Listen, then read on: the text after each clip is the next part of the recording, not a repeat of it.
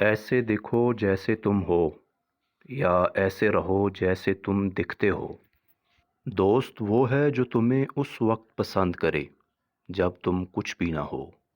دشمن ہمیشہ دماغ کے منتخب کرو اور دوست ہمیشہ کردار کے۔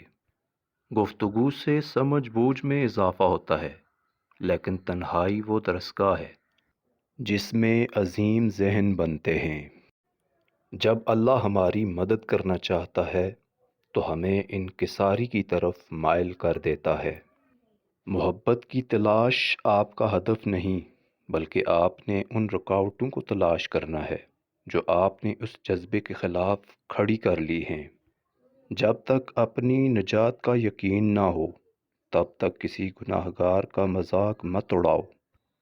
تم سینکڑوں فواروں سے غٹا غٹ پی رہے ہو اور ان میں سے کوئی ایک کم ہو جاتا ہے تو تمہاری خوشی کم پڑ جاتی ہے، لیکن جب تمہارے اندر ہی ایک چشمہ پھوٹ جاتا ہے تو تمہیں دوسرے فواروں کی طرف دیکھنے کی ضرورت نہیں رہتی۔